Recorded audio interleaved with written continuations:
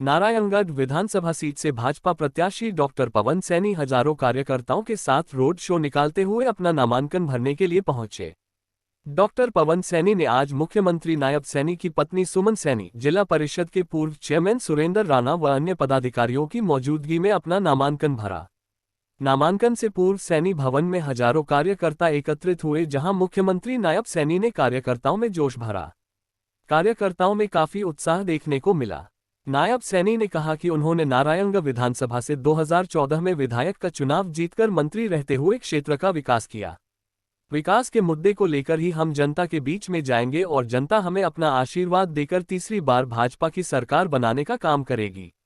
कांग्रेस पर कटाक्ष करते हुए मुख्यमंत्री ने कांग्रेस के नेता 5 साल तक तो दिखाई नहीं देते, जब चुनाव आता है तब ये जनता के बीच आ जाते हैं। उन्होंने ऐसे नेताओं को पहचानने व सावधान रहने की बात कही। नामांकन करने के बाद मीडिया से बातचीत करते हुए डॉक्टर पवन सैनी ने कहा कि भाजपा विश्व की बड़ी पार्टी है। हमारी प्रदेश चुनाव समिति, केंद्रीय चुनाव समिति के बाद केंद्रीय संसदीय बोर्ड तय करता है। पार्टी ने मुझे नारायणगढ़ की जनता की सेवा करने के लिए भेजा है। मैं पार्टी ने निर्णय पर खरा उतरूंगा, नारायणगढ़ के लोगों की सेवा करूंगा और उनके सपने साकार करने का प्रयास करूंगा। उन्होंने कहा कि वे विकास के मुद्दे को लेकर जनता के बीच जाएंगे, क्योंकि 2014 से लेकर 2024 तक जितना विकास भाजपा सरकार ने किया उतना विकास कांग्रेस या इससे पहले रही सरकारों ने नहीं किया। उन्होंने कहा भाजपा ने देश को आगे बढ़ाने का किया है। हमें पूर्ण विश्वास है जनता विकास के नाम पर भाजपा को अपना आशीर्वाद देगी और निश्चित रूप से प्रदेश में तीसरी बार भाजपा की सरकार बनेगी।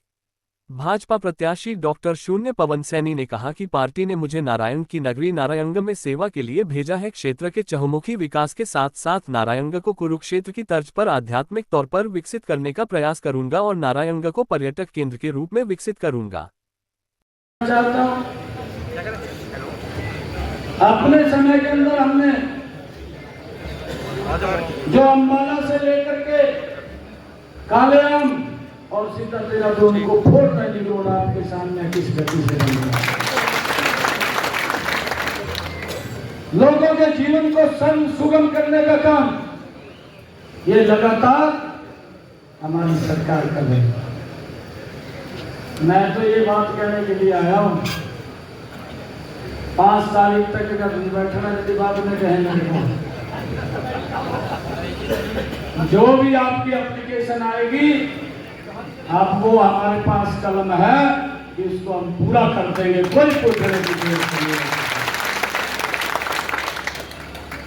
मैंने सरपंचों को भी कहा था पैसे की कमी नहीं है, और अभी जब से जिम्मेवारी ली है आप हमारे सरपंचों को पूछना, नारायणगढ़ के 38 करोड़ रुपए से ज्यादा उनके खाते के अंदर पहुंचाने का काम ये हमने किया है। एक बार मैं सभी कार्यकर्ताओं से कहूंगा,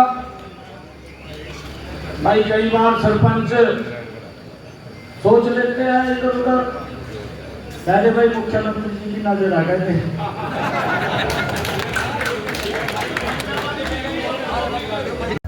विकास का मुद्दा जना के ऊपर चुनाव लड़े हैं, और मैं कह सकूँ देश की आज़ादी के बाद जितना विकास 2014 से लेकर के 2024 तक हुआ है, कांग्रेस पार्टी या कोई भी पक्षी पार्टी वो देश की आज़ादी के इतने बड़े अंतराल में कर नहीं सकती। चाहे मैं थोड़ा सा कार्य कलेक्टर जी का अपने देश को मिला था, इसके अंदर एक बहुत बड़ी मील की प्रत्यक्ष साबित हुई, चाहे पोखरण के अंदर परमाणु बम के विस्फोट की बात, चाहे जो है ना BPL कार्ड बनाने की शुरुआत उन्होंने की, कारगिल का जो विजय हमें मिली हमारे सैनिकों के कारण, उनका संस्कार जो वहाँ पर किस प्रकार से करते थे, घर में के राख आते थे नेहरू जी के राज में कारगिल युद्ध के लड़ाई में जो नौजवान जिन्होंने अपने सारा जीवन सर्वस्व नछावर देश के लिए किया, उन सब का पार्थिव शरीर जो है ना उसके पैतृक गाँव में आया और राज्य के सम्मान के साथ उनका संस्कार किया, और उनके नाम से जो है ना गाँव के स्कूल, उनके सड़कें और उनके गांव के अंदर प्रतिमा बना करके उनका सम्मान करने का काम। तो इस प्रकार के जो काम है जो देश को आगे बढ़ाने के काम, आज देश की आर्थिक स्थिति जो है ना कहाँ 11वें 12वें वो 5वें नंबर पर पहुँचा, और नरेंद्र मोदी जी ने कहा 2024 में मुझे आशीर्वाद देंगे, निश्चित रूप से देश की आर्थिक स्थिति सुधार होगी। हिंद कांग्रेस के जो नेता हैं वो नेता 5 साल तो दिखाई नहीं देते, जब चुनाव आ जा फिर पेंटिंग करके लोगों के बीच में आ जाएंगे, खड़े हो जाएंगे। इसको पहचानने की जरूरत है। अरे भाई तो मालिका था ना, मालिका नहीं मालिका है सीएम उसके फिर बच्चे थोड़े वास्ता खुले या नहीं खुले, कोई नहीं पूछ रहा वहां से जाकर मर्जी आ जाओ। परंतु मेरा आग्रह ये है, क्योंकि मोदी जी को यह इस बात का महसूस होना चाहिए, ठाकुर राजनाथ जी को होना चाहिए और जगत प्रकाश नड्डा जी को होना चाहिए, मनोहर लाल जी को होना चाहिए कि पवन जी को हमने वहां भेजा था, कमल का फूल खिला करके हमारे पास भेजा है। ये मैं आप भाई 1 महीने से कम का समय है,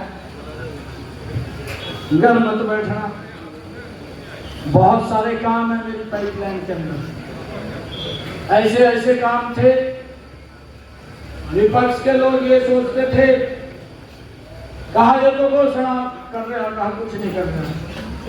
मुट्टा साहब भी बोलते थे, कांग्रेस के नेता भी बोलते थे कहा ये घोषणा कर रहे हैं। मैंने कहा कि मुझे 56 दिन का समय मिला। कितने दिन का?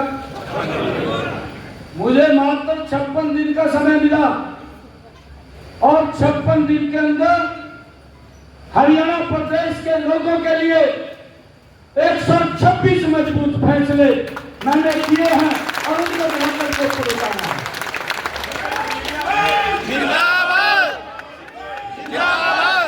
चाहता हूं अपने समय के अंदर हमने जो अम्बाला से लेकर के कालेआम और सीता देहरादून को 4 लाइन रोड आपके सामने किस गति से बना, लोगों के जीवन को सरल सुगम करने का काम ये लगातार हमारी सरकार कर रही है। मैं तो ये बात कहने के लिए आया हूं, 5 तारीख तक जब बैठना यदि बात में कहेंगे, जो भी आपकी एप्लीकेशन आएगी आपको हमारे पास कलम है कि इसको हम पूरा कर देंगे, कोई पूछने की जरूरत नहीं है।